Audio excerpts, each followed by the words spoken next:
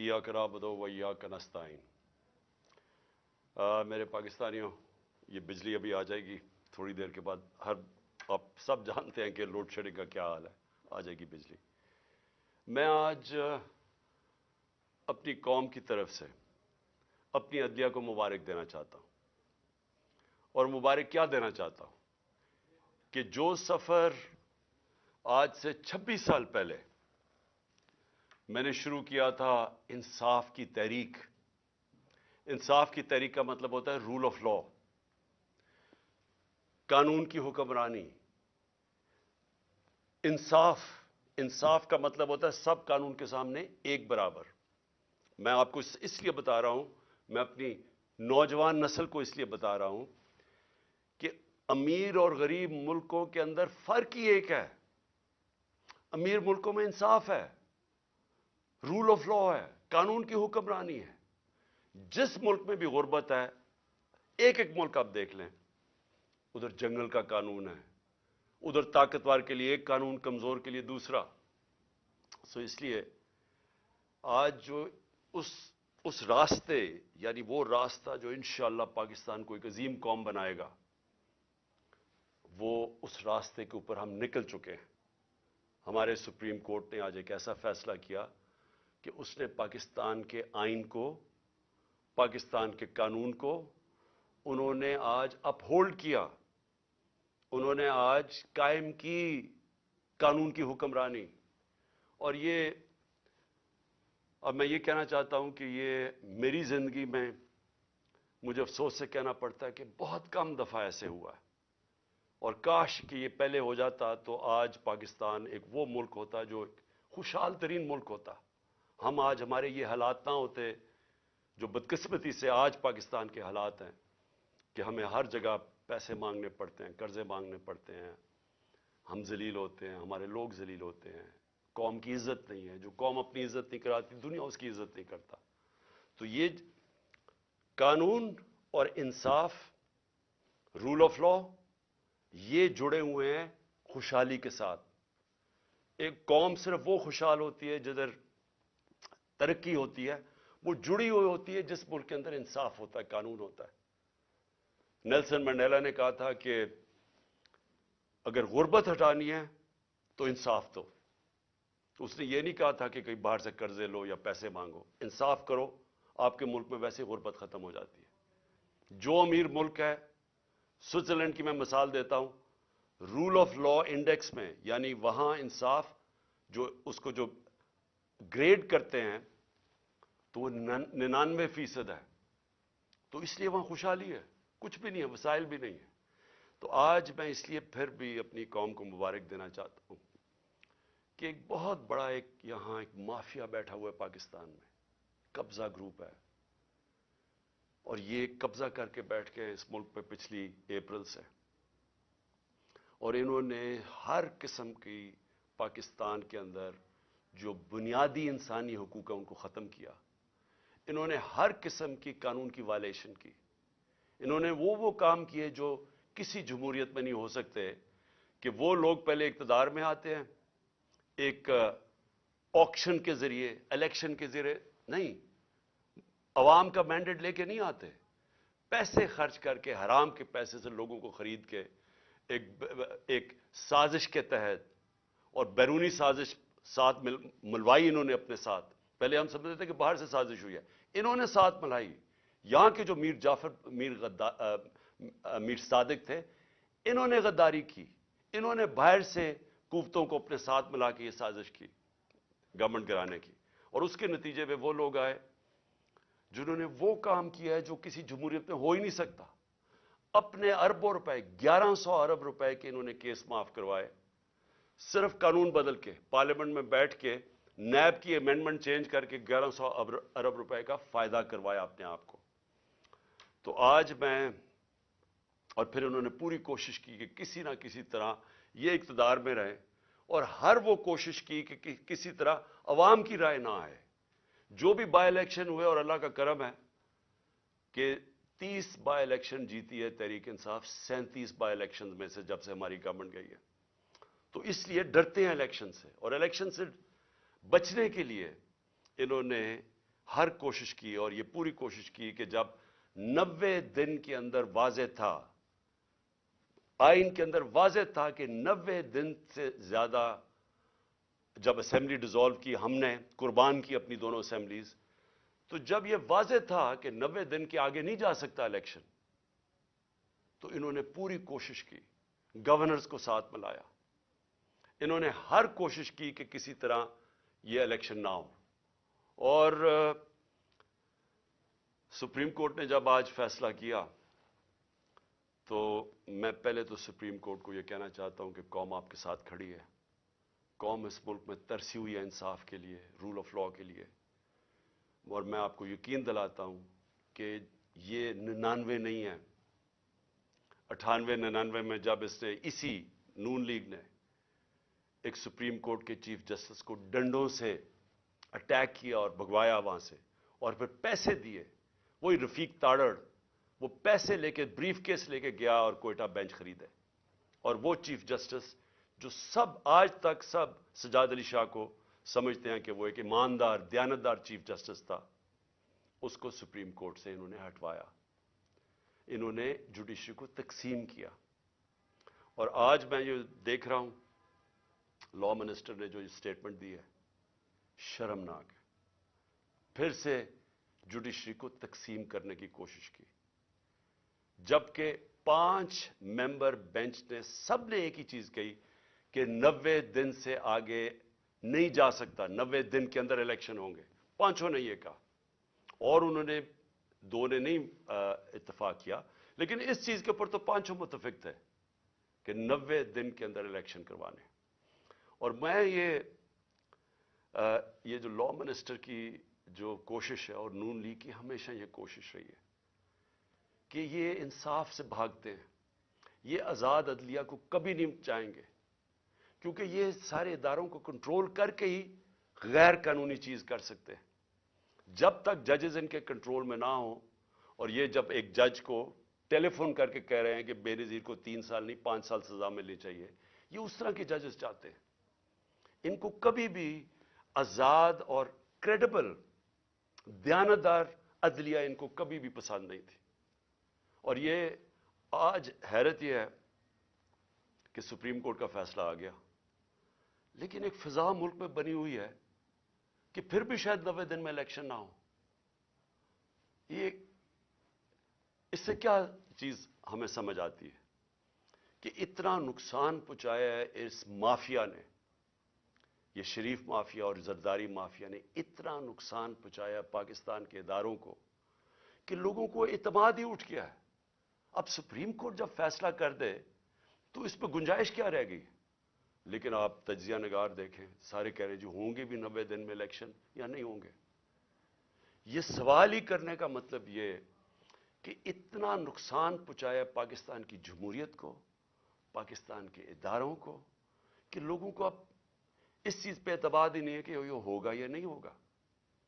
میں آج اپنی پارٹی کی طرف سے، پاکستان کی عوام کی طرف سے پھر سے اپنے سپریم کورٹ کو یہ پورا یقین دلاتا ہوں کہ ہم سب آپ کے ساتھ کھڑے ہیں. ہم انشور کریں گے، ہم پورا زور لگائیں گے کہ کوئی چیز اب غیر آئینی نہ ہو. کسی طرح یہ مافیا اپنے آپ کو بچانے کے لیے، پھر نہ الیکشن سے نکلنے کے لیے کوئی ایسے حربے نہ استعمال کرے جو انہوں نے 99 میں کیے تھے.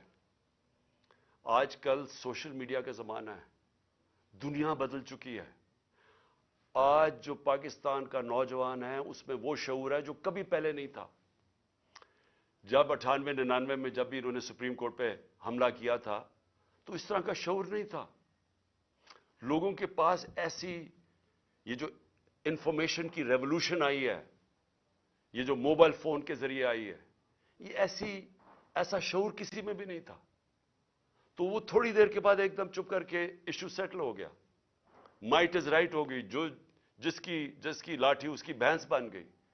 جنگل کا قانون آ گیا کہ جب آپ نے چیف جسٹس کو بھگا دیا تو سارے چپ کر کے بیٹھ گئے.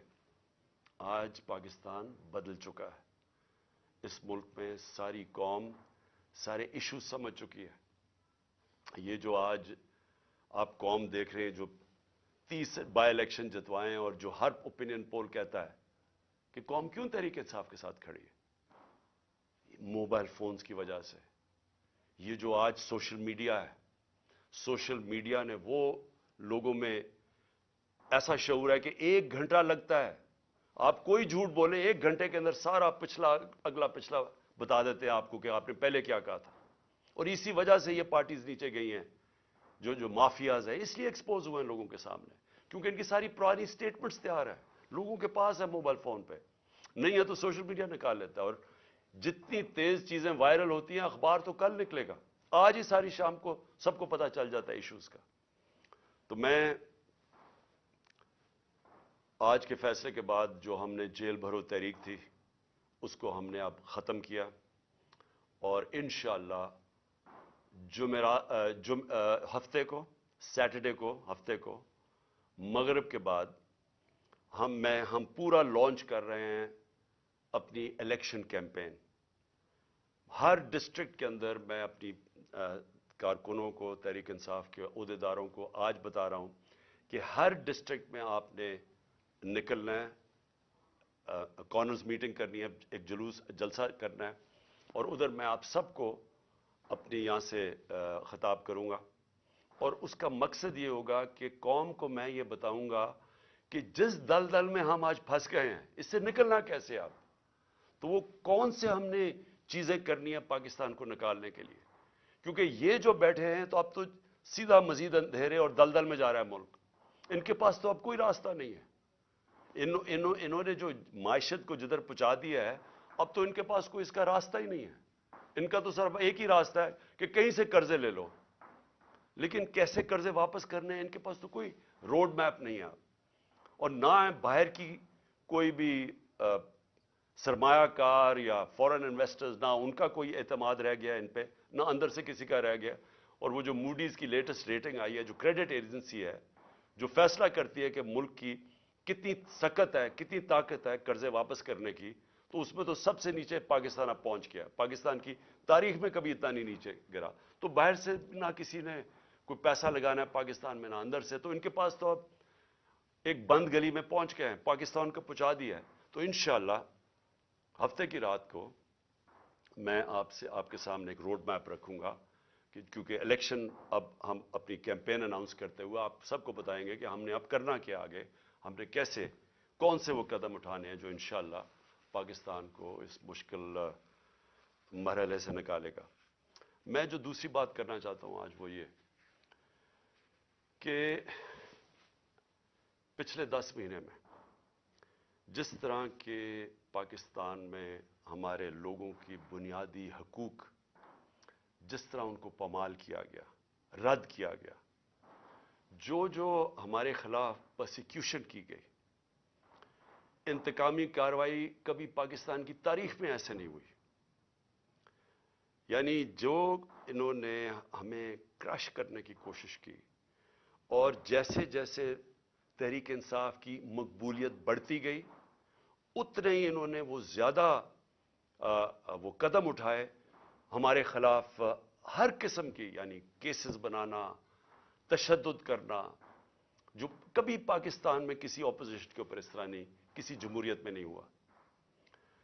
ہمارے لوگوں کے اوپر میں کبھی بھی بھول نہیں سکتا کہ جو تشدد کیا گیا اعظم سواتی پہ، شہباز گل پہ، جو صحافیوں سے کیا گیا، یعنی کبھی اس طرح کے جو ارشد شریف، یعنی دردناک کہانی ارشد شریف کی کہ کیسے اس کے اوپر اس کو دھمکیاں دی گئی، موت کا خطرہ تھا، ملک سے باہر گیا، پھر کیسے شہید کیا گیا اس کو، اور باقی صحافیوں سے جو کیا گیا، جمیل فاروقی ننگا کر کے اس کو تشدد، ایاز امیر جیسے ایک دانشور جن کی رسپیکٹ ہے، عزت ہے معاشرے میں، ان کو جو ذلیل کرنے کی کوشش کی گئی، سمیع ابراہیم اس کو جو کیا، غلام حسین کو اٹھا کے جیل میں ڈال دیا، اور پھر جو سوشل میڈیا کے لوگوں سے جو کیا گیا، لوگوں کو اٹھایا گیا.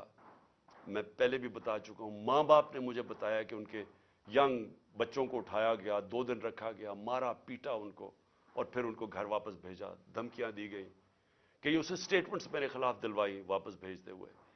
یہ کبھی ایسے پاکستان میں نہیں ہوا. ہمارے کتنے لوگوں کو 25 مئی پہ کیسز بنائے گئے، اب پھر نئے کیسز بنا دیے۔ کل جو اسلام آباد میں طلب کیا گیا مجھے، سب کو ڈیٹ پتا تھی، ساروں کو جب ڈیٹ فکس کر دی عدالت نے تو سب کو پتا تھا میں آ رہا ہوں اسلام آباد۔ سب کو پتا ہوں کہ میں پہلی دفعہ جب سے مجھے یہ گولیاں لگی ہیں اس کے پہلی دفعہ اسلام آباد آنا ہے، تو لوگوں نے تو آنا تھا، لیکن جو اب لوگوں کے جنون دیکھ کے جو بھی آپ کے سامنے وہ فوٹیج تو سامنے ہے، اس کے اوپر دہشت گردی کے کیسز بنا دیے، مزید میرے اوپر 2 اور کیسز بنا دیے، 74 کیسز ہیں میرے اوپر، ساری سینئر لیڈرشپ کے اوپر کیسز بنا دیے۔ مجھے یہ بتائیں کہ پاکستان کی تاریخ میں کس دور کے اندر اس طرح قانون کو مس یوز کیا گیا، دہشت گردی کے قانون کو کس دور میں مس یوز کیا گیا؟ میرے اوپر دہشت گردی کا پرچہ کیسے بنا؟ الیکشن کمیشن کے باہر ایک پرامن احتجاج ہوتا ہے۔ نون لیگ پوچھیں ان کے دور میں، ہمارے دور میں انہوں نے الیکشن کمیشن کے باہر احتجاج کیا، کتنے ان کے اوپر پرچے ہوئے؟ مریم نواز نے جب وہ نیب گئی، اس نے پتھراؤ کیا نیب کا، پلان کر کے ان کے لوگوں نے جا کے پتھراؤ کیا، کتنے دہشت گردی کے کیسز بنے؟ میرے اوپر 74 کیسز میں سے جو کیس بنا دہشت گردی کا، الیکشن کمیشن کے باہر احتجاج ہوتا ہے، میں گھر پہ ہوتا ہوں، میرے اوپر دہشت گردی کا کیس۔ پھر یہ جو الیکشن کمیشن جو سب پتا ہے، اب جو الیکشن کمیشن کا رول رہا ہے اس کے اندر، جب سے ہم نے اپنی اسمبلیز ڈیزالو کی، جو انہوں نے کیئر ٹیکر بنایا، جس طرح کی یعنی وہ لوگوں کو بٹھایا جو ہمارے دشمن ہیں، کسی طرح بھی وہ نیوٹرل کیئر ٹیکر میں فٹ نہیں کرتے، الیکشن کمیشن نے ہمارے مخالفین کو یہاں کے بٹھا دیا۔ جتنے کیسز الیکشن کمیشن کرتا ہے ہمارے خلاف، سب کو پتا ہے کہ اس سے زیادہ جانبدار الیکشن کمیشن آیا نہیں ہے۔ وہ الیکشن کمیشن پہلے میرے اوپر کیس لگا تھا توشہ خانہ کا۔ توشہ خانہ کا کیس ہے کیا، میں ذرا آج سب قوم کے سامنے کلیئر کر دوں۔ 70 سال سے پاکستان کا قانون کیا ہے؟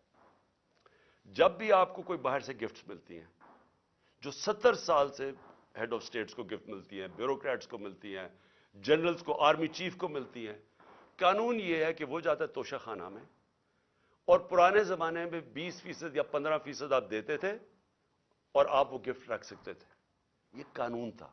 ہمارے زمانے میں وہ 50% ہم نے کر دیا، 50% آپ توشہ خانہ میں دیتے تھے، آپ وہ رکھ سکتے تھے، اس کے بعد وہ آپ کی پراپرٹی بن جاتی تھی۔ آج تک کبھی کسی سے پوچھا کہ اس نے اس کے بعد کیا کیا؟ میری مرضی، میری پراپرٹی ہے، میں جو مرضی کروں۔ اس کے اوپر کیس کر دیا ہے۔ میں چیلنج کرتا ہوں کہ جس دن یہ عدالت میں جائے گا یہ کیس فارغ ہو جائے گا۔ لیکن جنہوں نے توشہ خانہ سے چوری کیا، آصف زرداری نے اور نواز شریف نے، گاڑی آپ توشہ خانہ سے نہیں نکال سکتے۔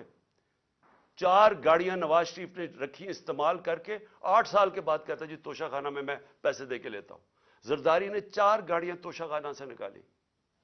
یہ تو قانون، یہ تو چوری ہے۔ ان کے اوپر کیس نہیں ہے، ان کے کیس بھی پڑا ہوا تھا نیب میں، وہ نیب نے خارج کر دیا وہ کیس۔ اور دوسرا کیس ہے فورن فنڈنگ کا۔ پہلے تو پتا چلا کہ وہ فورن فنڈنگ ہی نہیں تھی، اس کے بعد الیکشن کمیشن نے چینج کیا، پروہیبٹیو فنڈنگ، اس کے اندر تو کچھ تھا ہی نہیں کیس میں۔ اس کیس کو جو عدالت نے رد کیا ہوا ہے، بیل دے دی ہے سب کو، مجھے اس کے اوپر وارنٹ نکال دیے، جس وقت وہ عدالت میں جائے گا وہ خارج ہو جائے گا۔ لیکن دوسری طرف ذرا دیکھیں کہ ان کے کیسز جو معاف ہوئے ہیں،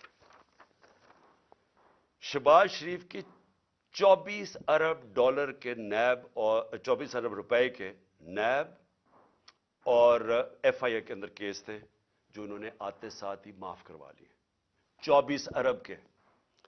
نواز شریف کے ایون فیلڈز کے اندر، مریم نواز کے ایون فیلڈ ریفرنس میں جو یہ مے فیئر کے فلیٹ ہیں، کیونکہ میں یاد کرا دوں لوگوں کو، یہ ہم نے نہیں اس کے اوپر کیس کیا تھا جو سارا وقت میرے اوپر یہ سب بولتے ہیں۔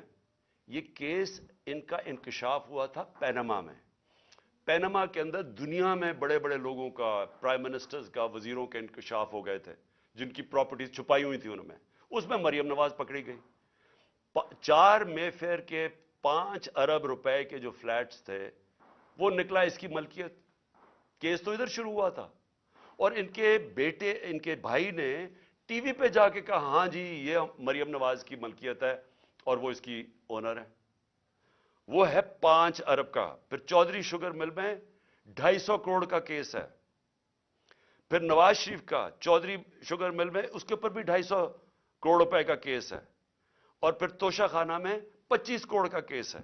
یہ سب معاف ہو چکے ہیں. آصف زرداری کی پاک لین ریفرنس میں 3.7 3 ارب 70 کروڑ روپے کا اس کا پاک لین ریفرنس ہے. اور اس کا جو فیک بینک اکاؤنٹ کیسز ہیں وہ ہیں 33 ارب کے. یہ ہیں ان کے، اس کے زرداری کے 37 ارب روپے کے کیسز ہیں. اور اس کے اوپر کوئی بات نہیں ہو رہی. 1100 ارب روپے کے ان کے سارے کیس معاف ہو گئے ہیں جب سے یہ آئے ہیں. اور یہ کبھی وہ توشہ خانہ پکڑتے ہیں، کبھی وہ فورن فنڈنگ پکڑتے ہیں. میں یہ بھی آج کہتا ہوں کہ جس دن ہم ساری پارٹیز کی ان کے اکاؤنٹ سامنے آئے، جی پوچھے تو صحیح یہ کدھر سے پیسے اکٹھے کرتے ہیں. ہم تو 8 سال سے اسکروٹی ہو رہی ہے ہماری. ہمارے پاس 40,000 ڈونر بیرس ہے جو لوگوں کو کال کر کے کہتے ہیں انہوں نے کہا ہم نے پی ٹی آئی کو پیسے دیے ہیں. ذرا مجھے بتائیں ان کے پاس پیسہ کدھر سے آتا ہے. اور جس دن اس کی وجہ سے الیکشن کمیشن کا کیس نہیں سن رہا، وہ سامنے ہی نہیں آتا. عدالت کہہ بیٹھی ہے کہ ساری پارٹیز کے اکٹھے کیس سنے جائیں، لیکن ان کے کیس سامنے نہیں آتے. تو ہمارے اوپر کیسز کے علاوہ میں جو بتانا چاہتا ہوں کہ جس طرح جنرل امجد کو پکڑا گیا، میں تو جنرل امجد کو نہیں جانتا، میں تو ان کو ٹی وی پہ سنتا تھا. لیکن اگر کسی کو کوئی شک ہے کہ اگر کوئی محب وطن پاکستانی جو اس ملک کی درد رکھتا ہے، جس طرح وہ بولتے ہیں اور اپنے دل کی بات کرتے ہیں، اس کو اگر اٹھا کے جیل میں ڈال دیا، اور یعنی ہم سب اپنے آپ سے پوچھیں نا کہ اس کا مطلب پاکستان میں تو جمہوریت ختم ہو گئی ہے. یہ تو کوئی، یہاں تو کوئی پولیس اسٹیٹ بن گئی ہے. یہاں تو ایسا خوف آ گیا ہے کوئی سچ نہ بول دے، کسی طرح لوگوں کو کنٹرول کرو، میڈیا کی کس طرح آواز کنٹرول کرو. یعنی اس طرح کے کیا اس سے ہوگا کیا؟ مجھے تو ابھی یہ نہیں سمجھ آ رہی. کیا یہ بچ جائیں گے؟ کیا یہ لوگ ان چوروں کو ووٹ دے دیں گے اس کی وجہ سے کہ اگر آپ لوگوں کے منہ بند کر دیں؟ کیا ہمیں جو ڈرایا دھمکایا جا رہا ہے اور یہ جو ہر روز نئی ایف آئی آر، کیا اس سے ہم پیچھے ہٹ جائیں گے؟ ہمارے لوگ اس وقت جو جیلوں کے اندر گئے ہیں، جیل بھرو تحریک میں، ہر دوسرے شہر میں جاتے تھے اور زیادہ لوگ جیلوں کے لیے تیار ہو جاتے تھے. انہوں نے حالانکہ جیلوں میں، ہم پولیٹیکل پریزنرز یہ جا رہے ہیں، ہم سیاسی پریزنر، کوئی مجرم نہیں ہے، لیکن جیلوں میں ایسے رکھ رہے ہیں جیسے کہ کوئی دہشت گرد آ گئے یا کوئی ڈاکو آ گئے یا کرمنلز آ گئے، اس طرح کی ٹریٹمنٹ دے رہے ہیں. لیکن اس سے کوئی ڈرا نہیں ہے. لوگوں کا ہر شہر میں اور زیادہ لوگ تیار ہو گئے جیل میں جانے کے لیے. اور میں نے تو ابھی کال دینی تھی سارے پاکستان کے لیے. اگر یہ الیکشنز نہ کرواتے تو میرا اگلا تھا کہ ایک دن میں نے سارے پاکستان کو کال دینی تھی، سب ہم جا کے جیل بھر دیں. کیا کریں گے یہ؟ تو یہ خوف ہی دلوا رہے ہیں نا. یہ قوم اس خوف کی زنجیریں انہوں نے توڑ دی ہیں. کسی کو خوف نہیں ہے اس کا، لیکن ملک کو تباہی کی طرف دھکیل رہے ہیں. یہ سارے جو حربے استعمال کیے جا رہے ہیں ملک کو ادھر دھکیل رہے ہیں جدھر شاید کوئی بھی نہ نکال سکے اگر یہ زیادہ دیر بیٹھ گئے. میں ایک آج بات کرنا چاہتا ہوں، آخری 2 پوائنٹس ہیں میرے اوپر حملہ ہوتا ہے، مجھے پتا ہوتا ہے، اس سے پہلے میں بولتا رہا کہ میرے اوپر حملہ کرنے لگے ہیں، یہ میرے اوپر اٹیمپٹ ہونے لگا ہے، دینی انتہا پسند کے نام پہ مجھے مارا جائے گا. میں کہتا رہا اور میں نے کہا کہ اس میں طاقتور لوگ شامل ہیں، نام نہیں میں نے لیے. جب میرے اوپر اٹیمپٹ ہوا اور اللہ کی کوئی خاص ہی کرم تھا، اس نے مجھے بچا لیا، تو اس کے بعد میں نے ان 3 لوگوں کے نام لیے: ڈرٹی ہیری، شہباز شریف اور رانا ثناء اللہ. یہ تینوں شامل تھے. اور نواز شریف کو پتا تھا لندن میں بیٹھ کے. تسنیم حیدر کا جو لندن میں اس نے بات چیت کی، اس کا بیان کیوں نہیں ریکارڈ کیا گیا؟ ہمارے جے آئی ٹی نے کیا، اس کو جے آئی ٹی کو ہی ختم کر دیا. JIT کو وہ کیا کہتا ہے کہ اس نے خود سنا نواز شریف کو کہتے ہوئے کہ عمران خان اور ارشد شریف کو مروانا ہے. وہ بیان یہ دیتا ہے اور جا کے اس نے پولیس اسٹیشن میں یہ بیان دیا ہے. اس کا جو وکیل ہے مہتاب, اس نے کنفرم کیا ہے کہ پولیس میں وہ بیان دیتا ہے کہ یہ وہاں پلان بنا تھا مجھے مروانے کا اور ارشد شریف کو, اور مدد مانگ رہا تھا اس کی کہ پرووائڈ کرے کہیں مارنے والا شوٹر. JIT ریکارڈ کرتی ہے تسیم کی اس کی جو ویڈیو ہے.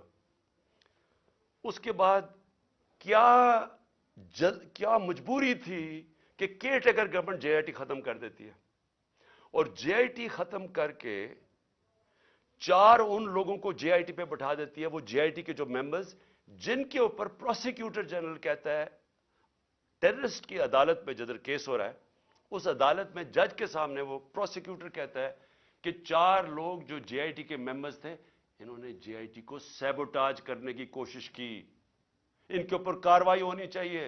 ان کو آپ JIT کے اوپر لے آئے ہیں یہ لوگ, ان کے ذریعے اب انویسٹیگیشن ہوگی.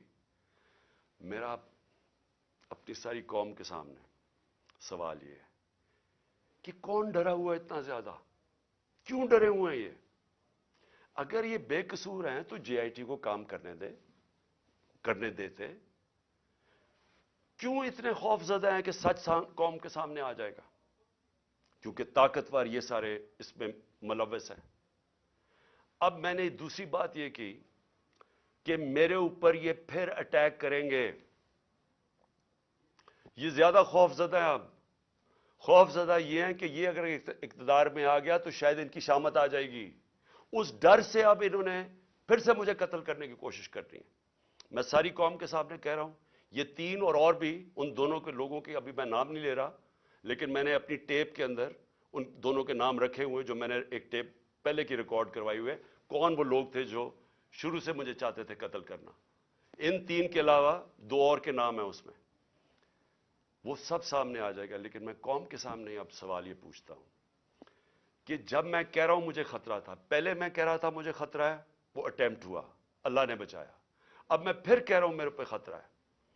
میں اب یہ سوال پوچھتا ہوں کہ مجھے یہ عدالتوں میں جو دھکیلتے ہیں, کیا ان کو پتہ نہیں کہ میری جان خطرے میں ہے؟ میں نے جب لاہور ہائی کورٹ سے میرے جو وکیل تھے خواجہ طارق رحیم, انہوں نے وہ جج کو بتایا کہ دیکھیں اس کی جان خطرے میں ہے, آپ کو جب تک سیکیورٹی نہیں پرووائڈ کریں گے اس کو یہاں عدالت میں نہ لے کے آئیں. جج صاحب نے کہا, پولیس کو آرڈر کیا کہ اس کو سیکیورٹی پرووائڈ کی جائے, لیکن عدالت میں آنا پڑے گا. جب میں ہائی کورٹ پہنچا تو وہاں پولیس سیکیورٹی کیا پرووائڈ کرتی, پولیس ہی بھاگ گئی. میں گاڑی میں بیٹھا رہا بڑی دیر کیونکہ وہاں کوئی سیکیورٹی نہیں تھی. آخر میں کیونکہ میں اپنی عدلیہ کی عزت کرتا ہوں اور کروانا چاہتا ہوں قوم کو, اس کی وجہ سے میں پھر چل کے گیا وہاں. اس کے بعد اب پھر 3 مجھے پیشیاں بھرنی پڑی اسلام آباد میں, اور پیشیاں یہ ہیں کہ جناب دہشت گردی کا میرے پر کیس جو ہے کہ میں وہاں تھا بھی نہیں, وہ ادھر الیکشن کمیشن کے بعد جدھر مظاہرہ ہوتا ہے میرے پر کیس ہے. اس طرح کے کیسز ہیں. یہ کیسز نہیں ہے کہ اربوں روپے کی ملک کا پیسہ چوری کر کے ملک سے باہر لے گیا جو ان چوروں نے کیا ہوا ہے. اس کے اوپر 3 مختلف جگہ پہ مجھے پیشی کرنی پڑی. کوئی پولیس سیکیورٹی نہیں تھی, کوئی بھی کسی ٹائم پہ واردات کر سکتا تھا. اور مجھے بچانا کس نے تھا؟ میں اپنی عدلیہ سے آج کہنا چاہتا ہوں کہ کس نے مجھے ڈیفینڈ کرنا ہے؟ جنہوں نے مجھے ڈیفینڈ کرنا ہے ان سے ہی مجھے خطرہ ہے. کیا انٹیریئر منسٹر مجھے ڈیفینڈ کرے گا یا شہباز شریف کرے گا؟ ان کے نیچے ساری فیڈرل گورنمنٹ کی ایجنسیز ہیں, ان کے نیچے پولیس ہے, تو خطرہ تو ان سے ہے. کیا ڈرٹی ہیری مجھے ڈیفینڈ کرے گا جو خود ہی سب سے بڑا خطرہ مجھے اس سے ہے؟ کون ڈیفینڈ کرے گا؟ تو مجھے ان پبلک جگہوں پہ لے کے جا رہے ہیں, جبکہ میں یہ بتا دوں جو نوید جو شوٹر ہے جس نے مجھے گولیاں ماری تھی, یہ 3 میری ٹانگ پہ اور اوروں کو لگی تھی, اس کی ٹرائل اس کو عدالت نہیں جانا پڑا کیونکہ وہ کہتے ہیں اس کی جان کو خطرہ ہے. اس کی جیل میں ہو رہی ہے ٹرائل, اس کی ویڈیو کانفرنس پہ ہو رہی ہے. تو میری کیوں نہیں ہو سکتی؟ میں نے جرم کتنا, جو قتل کرنے والا ہے وہ تو وہاں بیٹھ کے اس کا ٹرائل ہو رہی. مجھے ہر جگہ عدالتوں پہ لے کے جا رہے ہیں. میں چیف جسٹس صاحب کو لیٹر لکھوں گا کہ ہمارے دور میں جب میں پرائم منسٹر تھا تو ایک جج صاحب نے نواز شریف کو کوئی بیمار ہوا، اور آپ پتہ ہے سارا وہ فیک بیماریاں تھیں، ہر چیز ہی اس کی 2 نمبر ہوتی ہے. جب وہ بیمار ہوا تو ہمیں فیڈرل گورنمنٹ کو حکم آیا کہ آپ ذمہ دار ہوں گے اگر اس کو کچھ ہوا. تو مجھے کچھ ہوا تو کون ذمہ دار ہوگا؟ کیونکہ جنہوں نے ذمہ دار ہونا وہ تو خود ہی مارنے کے چکر میں ہے مجھے. تو اس لیے میں اپنے چیف جسٹس صاحب لاہور ہائی کورٹ اردو بھی لکھوں گا کہ مجھے ہر دوسرے دن یہ ثناء اللہ جیسے بدماش جنہوں نے زندگی میں کوئی صحیح کام کیا نہیں ہے، وہ ہر دوسرے دن کوئی نہ کوئی کیسز کرتے جاتے ہیں، تو میں چکر لگاتا جاؤں گا اور کون پروٹیکشن دے گا؟ میں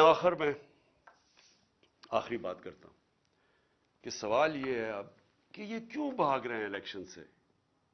یہ جو پی ڈی ایم کی پارٹیز ہیں، الیکشن کا نام سن کے ان کی کامپیں کیوں ٹانگنی شروع ہو جاتی ہیں؟ وجہ یہ ہے کہ پبلک ان کے خلاف ہو چکی ہے. وجہ یہ ہے کہ پہلے تو 30 سال سے ان کی چوریوں کا ساری قوم کو پتا تھا، اس کی وجہ سے تو مجھے ووٹ پڑی تھی. اس کے بعد جو انہوں نے ملک کے ساتھ کیا ہے، یہ اس ملک کی تاریخ میں عوام کے اوپر اتنا ظلم نہیں ہوا جو انہوں نے کیا ہے. جب سے یہ آئے ہیں، اب یہ میں اپنا نہیں کہہ رہا، میں ڈاکٹر حفیظ پاشا کا کہہ رہا ہوں، وہ ایسٹیمیٹ کرتے ہیں کہ 1.5 کروڑ لوگ مزید غربت کی لکیر سے نیچے چلے گئے ہیں. وہ ایسٹیمیٹ کرتے ہیں کہ 80 لاکھ لوگ بے روزگار ہو چکے ہیں جب سے یہ آئے ہیں. وہ یہ کہہ رہے ہیں کہ پاکستان کی تاریخ کی سب سے زیادہ مہنگائی ہوئی ہے. ہم جب تھے تو 16% پاکستان کی مہنگائی تھی، آج 41% پہ پہنچ گئی ہے، اور ابھی مزید اور مہنگائی آنی ہے، کیونکہ جیسے جیسے روپیہ گر رہا ہے، پھر آج روپیہ گرا ہے، تو ہر چیز تو مہنگا ہونا ہے. تو ایک طرف مہنگائی، ایک طرف بے روزگاری بڑھ رہی ہے، ایک طرف معیشت سکڑتی جا رہی ہے، ایک طرف ہم قرضے واپس کرنے کی ہماری وہ قوت ہی گرتی جا رہی ہے. کیونکہ جب معیشت سکڑتی ہے، جب گروتھ ریٹ نیچے آتی ہے، جب آپ کی انڈسٹری بند ہونی شروع ہو جاتی ہے، جب کسان کی پیداوار کم شروع ہو جاتی ہے، تو کدھر سے پیسہ آنا ہے کہ ہم اپنے قرضے واپس کریں؟ تو قرضے چڑھتے جا رہے ہیں اور ان کے پاس کوئی راستہ ہی نہیں ہے. تو قوم تو ان کے خلاف اس لیے ہو گئی ہے. اس وقت ہم نے جب اندازہ لگایا کہ ابھی اس سے پہلے ابھی تو ایک اور مہنگائی کی لہر آ رہی ہے، شہباز شریف نے کہا کہ ابھی قوم اور مہنگائی کے لیے تیار ہو جائے. تو اگر پچھلی اپریل کے اندر 30,000 روپے جس کی تنخواہ تھی، اس کے پاس صرف 20,000 کی خریدار کی قوت رہ گئی ہے. وہ صرف 20,000 کی چیزیں خرید سکتا ہے جس کے پاس 30,000 کی تنخواہ تھی. اور پہلی مہنگائی تھی، یعنی ایک عالمی مہنگائی کا سائیکل چلا ہوا تھا کرونا کی وجہ سے. تو وہ تو ہم پوری کوشش کر رہے تھے کہ قیمتیں نہ بڑھیں. ہمارے اوپر ایک الزام لگایا کہ جی انہوں نے پٹرول اور ڈیزل کی قیمت کم کر دی. ہم نے کم کی، کہیں اور سے پیسے لگا کے کم کی تاکہ عوام پہ بوجھ نہ پڑے. اور انہوں نے آج جو مہنگائی کی ہے، آج جو پھر سے میں کہتا ہوں جس کے پاس 30,000 روپیہ تھا وہ صرف اب 20,000 کی چیزیں خرید سکتا ہے. گھر میں جو ہماری خواتین بیٹھی ہوئی ہیں ان سے ذرا پوچھیں کہ گھروں میں کیا حالات ہیں. اس لیے میں آج یہ کہنا چاہتا ہوں کہ پاکستان آج ادھر کھڑا ہوا ہے جدھر یہ جو مرضی کر لیں، لوگ فیصلہ کر بیٹھے ہیں ان کے خلاف. یہ جتنا مرضی کوشش کریں کہ کسی طرح عوام بھول جائے گی، تھوڑی اگر الیکشن ڈیلے کر دیں گے تو عوام بھول جائے گی. عوام نے بھولنا نہیں ہے. جتنی دیر ہو رہی ہے اتنے اور زیادہ آپ کے خلاف لوگ ہیں. راجن پور میں جو الیکشن ہوا، راجن پور کے الیکشن کے اندر ایک قوم کو پتا چلا کہ جو مرضی انہوں نے چیزیں کی، ہر قسم کا حربہ استعمال کیا، انہوں نے جو بھی یہ کر سکتے تھے، انہوں نے ایڈمنسٹریشن کو استعمال کیا، اسٹیٹ مشینری کو استعمال کیا، انہوں نے ہر چیز استعمال کی کسی نہ کسی طرح وہ الیکشن جیتنے کے لیے. الیکشن کمیشن نے ان کی مدد کی. اس کو 50,000 ان کے نون کو ووٹ پڑ کیسے گئی؟ لوگ تو تھے ہی نہیں. لوگ تو سارے نکلے تحریک انصاف کے لیے، اور وہ دیہاتی حلقہ تھا، اس سے خوف زدہ ہو کہ اب یہ مزید پھر کوشش کریں گے الیکشن سے بھاگنے کا۔ لیکن میں پاکستانی قوم کی طرف سے میسج دینا چاہتا ہوں کہ ہم آپ کو الیکشن سے بھاگنے نہیں دیں گے۔ یہ اب الیکشن ہوں گے، اور انشاءاللہ اس ملک کے اندر حقیقی جمہوریت بھی آئے گی، اور اس ملک کے اندر قانون کی بالادستی بھی قائم ہوگی، اور انشاءاللہ قوم مل کے یہ مشکل وقت سے لڑے گی، اور انشاءاللہ پھر خوشحالی بھی آئے گی۔